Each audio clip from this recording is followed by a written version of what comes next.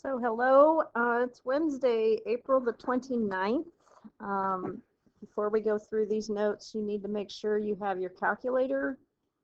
You also need to make sure you have the sheet of paper or notebook available where you've been writing down the formulas we've been talking about, because we're going to add a few to the list today. The notes might get a little lengthy today, but I am going to go ahead and finish them all, and then I'll give you a work day tomorrow. So, all right, so this is review. So we're going to find the eighth partial sum of the sequence. So this is in geometric form. So we know the common ratio is 1/2. And we know our first term, if I make n equal to 1, then I get 1/2 to the 0, which is equal to 1, and 1 times -3 is -3. So from your list, you can find the eighth partial sum, and it is a sub 1 times the quantity 1 minus r to the power of n, which is 8, over 1 minus r. Okay, so I would just do this all in one calculator sequence. Go ahead and take 1 minus 0.5 to the 8th power. Take that answer, divide it by 0.5, multiply by -3. And since my ratio is given to you as a fraction, then you need your partial sum to be in fraction form. So remember, you'll probably get a decimal on your calculator, but you can do your math fraction and change it back to a fraction. And you get -765 over 128. So that is the sum of adding up the first 8 terms of that geometric sequence. All right, so we are going to look at this thing called Pascal's triangle today. There's a lot of applications for Pascal's triangle, but the one we're going to use it for is binomial expansion. So if you look at the pattern, it starts with a 1 and then it goes to a 1 and a 1. If you look at the ends of Pascal's triangle, they're always 1s. And then above it, I have a 2 there. 1 plus 1 is 2. So then I expand it for one more block, if you want to call it. I add the 2 numbers ahead of it, and I get 3, and so on and so on and so on. Okay, so the next slide is going to explain what Pascal's triangle is going to help us do. You might want to pause it and write this down, or write while I'm talking. Okay, so the numbers in Pascal's triangles are the coefficients of an expanded binomial. Okay, so the top row we call row 0.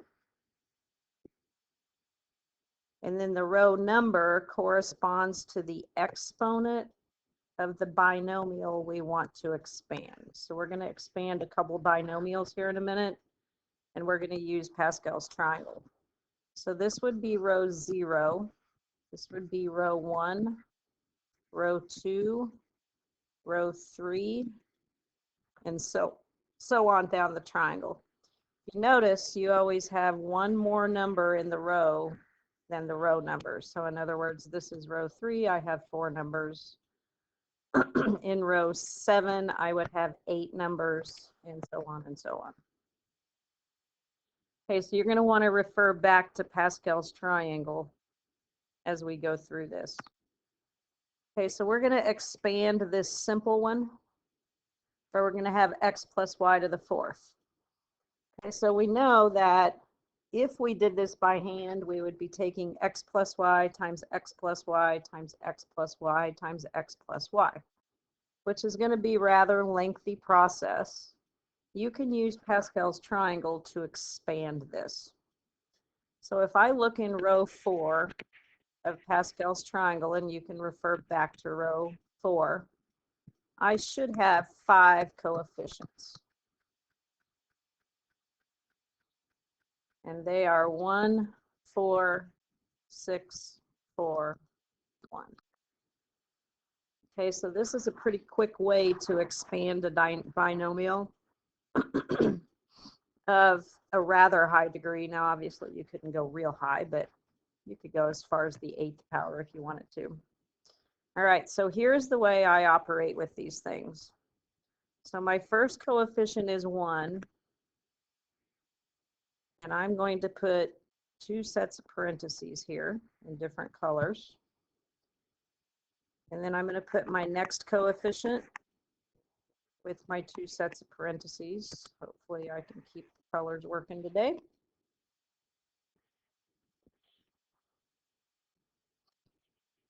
Plus 6.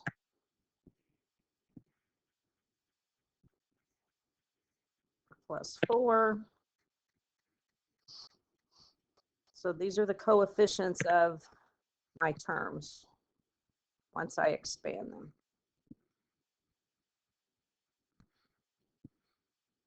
And my last one is plus 1. Put it under here.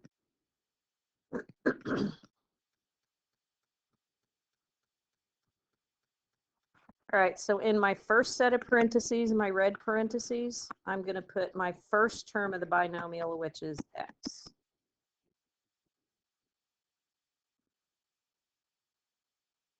My second set of parentheses, I'm going to put second term of the binomial, which is y.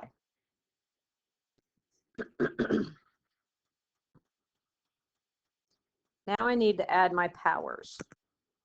So my power of this binomial is 4. So I usually start with the first term, and I start with my power 4. This one's going to be a 3. This one's going to be a 2. This one's going to be a 1. And this one's going to be power of 0. Then I go backwards. This is y to the 4th, to the 3rd, to the 2nd, to the 1st, and to the 0. So a pretty slick process. Okay, so now I just go through and simplify. So we know y to the 0 is equal to 1, so I get 1x to the 4th, or just x to the 4th, plus, right here I have 4, x to the 3rd y, plus 6, x squared y squared,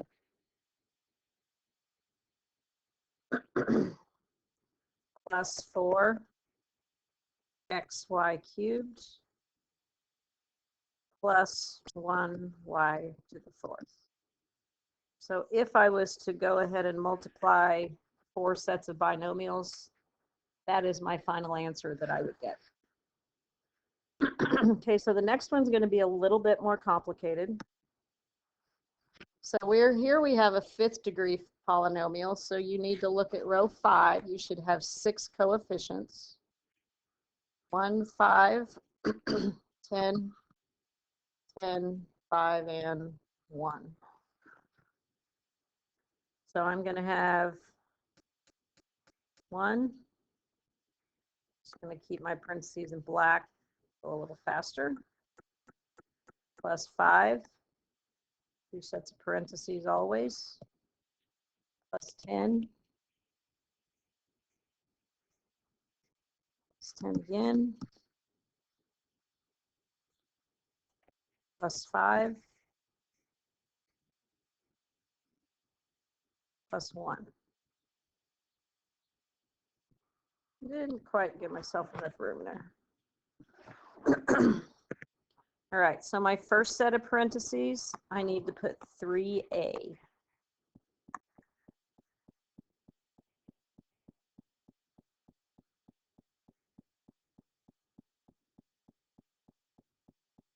Second set of parentheses, I need to put -1. This is where you're going to need your calculators. So now I go in and add my exponents. So I start with 5. And each one I drop it down 1. So 5, 4, 3, 2, 1, 0. and then I work backwards, or you could start with 0. I usually work backwards, so 5, 4, 3, 2. Oh, did I miss one? Oops, I missed one. 4, 3, 2, 1, 0. Okay, so on this one, since it's a subtraction binomial, this is going to be an alternating addition subtraction polynomial when you get done. So right here, every time you see -1 do an odd power, your plus sign is going to change to subtraction. So it's going to change there, it'll change here, and it'll change here. Because a negative number to an odd power is a negative number. Okay, so this is just equal to 1. So 3a to the 5th. If you take 3 to the 5th, you get 243. And that's a to the 5th. So my next one changes to subtraction. I've got 3a to the 4th, which is 81a to the 4th, times 5, which is minus 405, a to the 4th. Okay, so my next one is addition. So 3 to the 3rd is 27. 27 times 10 is 270, a to the 3rd. This next one is going to turn to subtraction because of my odd power. So 3a squared is 9a squared times 10, which is 90a squared. This one's going to be addition. So I've got 3a times 5, which is plus 15a. And this last one is going to be subtraction because of the -1 to the 5th. And that's just going to be -1. So using Pascal's triangle to expand that binomial was a lot quicker than actually multiplying out that binomial 5 different times. All right, so there's a little bit of Pascal's triangle. So the next thing we're going to do is look at this choose function, or if you've done any probability, maybe in college algebra, you used it for the combination function when you talked about combinations and permutations. Okay, so the choose function is a way to count how many ways you can choose k objects out of n elements. So when you use the choose function, order is not important. So here is what the choose function is. N is the total number of objects that you have, and k is the total number of objects you're choosing.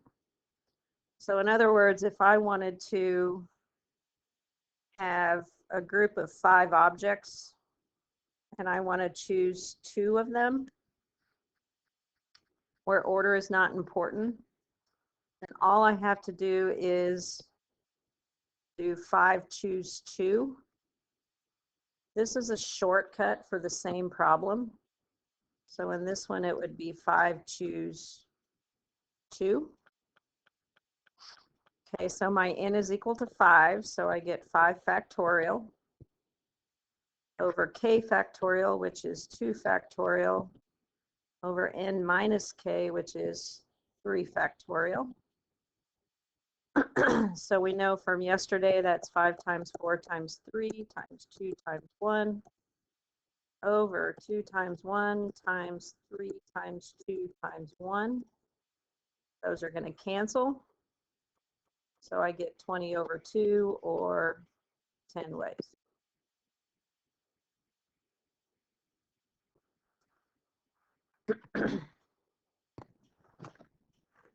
So for instance, if you had 5 friends and you were going to choose 2 of them to go to Hawaii with you, and order didn't matter who was chosen first, who was chosen second, you would have 10 different ways to choose 2 friends out of those 5 friends.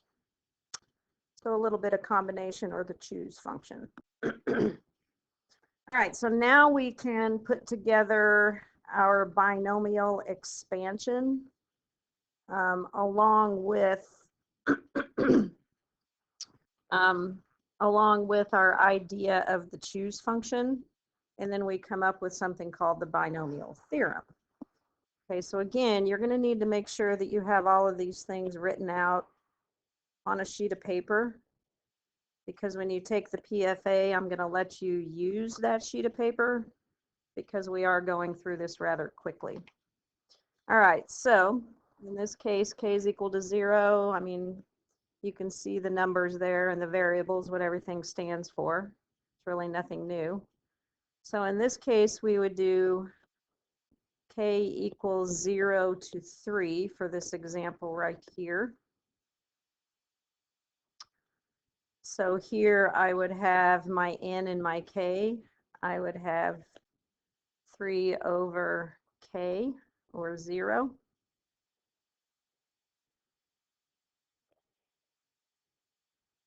Sorry, that would have to be a k right there instead of 0. Because we're going to have to expand and get our coefficients from that combination piece right there. X, n is equal to 3, so 3 minus k, y to the k.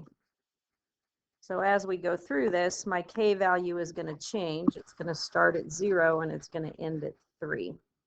So we're going to write this out using our choose function. So instead of doing our coefficients the way we did those from Pascal's triangle, we're going to start with 0. So we'll have 3 choose 0. And then my first term is x. And that is 3 minus k. So 3 minus 0 is 3. And then y to the 0. So you can kind of see that your x and y is working exactly the same way as we did when we used Pascal's triangle to expand this. So then my next one, my coefficient is calculated with 3 choose 1. The power of x goes down by 1. The power of y goes up by 1. Plus my 3 choose 2 for my third coefficient. This would be x to the first y squared. And then my last one is going to be 3 choose 3 for my last term. This is going to be x to the 0 and y to the third. So now instead of using Pascal's triangle, I'm using the choose function, which is going to apply here in a little bit later. Okay, so in order to do this, you don't have to go back and use this thing right here. So grab your calculator. You might have used this key at one point before. But you can do this on your calculator. It is a 3 choose 0. So if you go to math, probability, P-R-O-B, and on my calculator, it's option 3. It should be NCR. So if you go ahead and just press that key, it gives you 2 little boxes to plug in the 3 and the 0. If you have an older calculator, I believe you have to type the 3 first, then go find the key under the math probability, hit the key, and then I believe you have to put in a 0 after it. If you have a Casio or any other type of calculator, you're kind of just on your own, so you can Google how to do that. Okay, so if you calculate this correctly, you get a 1, x to the third, plus, so then go back and calculate your next term, 3 choose 1, which would be 3 x squared y. Back to the key on your calculator, 3 choose 2 is 3xy squared. And then plus 3 choose 3. If you think about that, there's only one way to do that. So that becomes y cubed. Okay, so using Pascal's triangle, I would have had my coefficients as 1, 3, 3, 1. But we're going to apply this here in a little bit. I might ask you to just find the third term of the expansion. So you're going to see another little calculation that it's going to help you do that. So you're going to be using the choose function for that.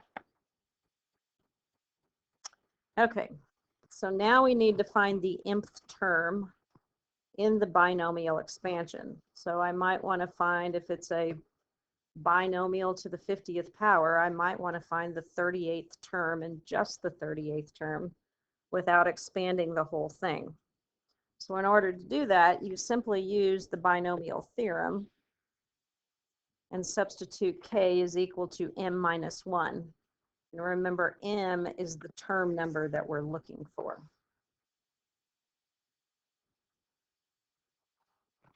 Okay, so if you remember, my binomial expansion,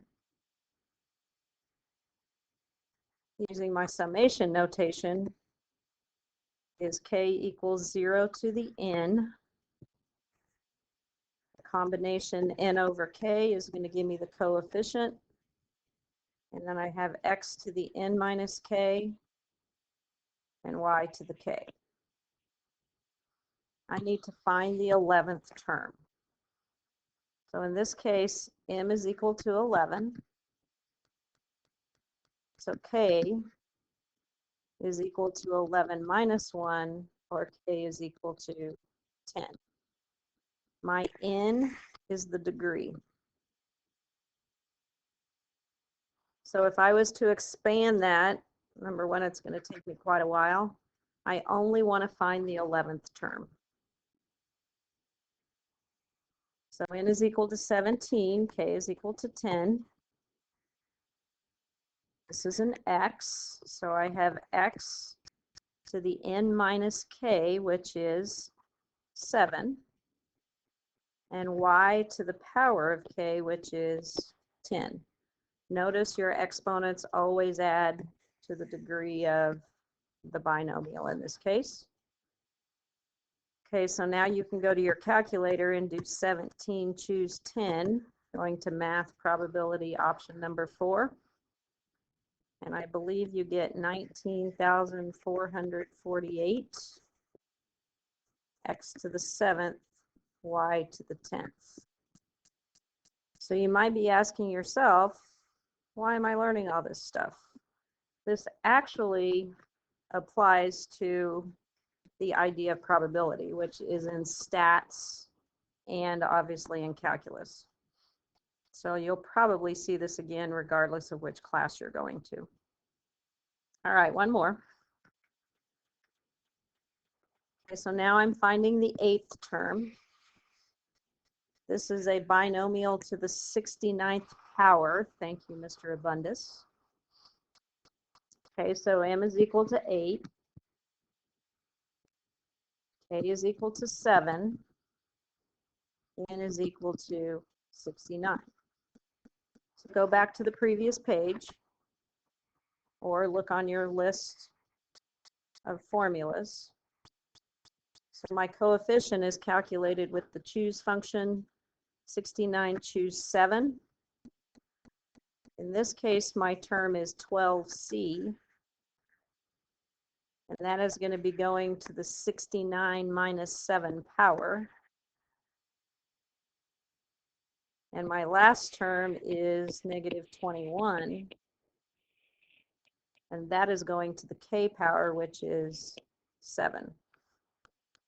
So if you do this on your calculator, you're going to get a number in the billions. I choose not to take 12c to the 62nd power, nor do I want to take negative 21 to the 7th power. So we'll leave my answer like this.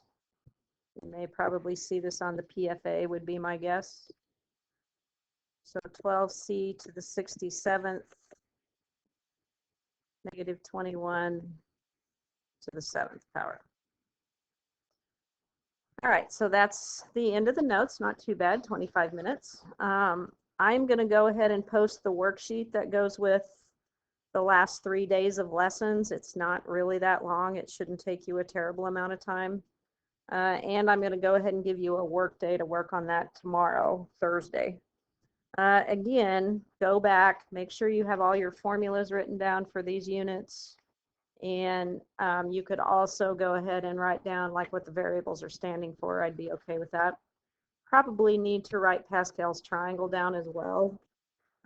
Probably not the whole thing, but maybe 5 or 6 rows. Help you out. And you can use all of that on the PFA when you get around to taking that. All right, so we have one more day on Friday of this unit, and then we have 1 unit on limits to cover, and we will be done for the semester. So keep up the good work. If you're behind, please use these work days to try to get caught up. You guys have a great Wednesday evening.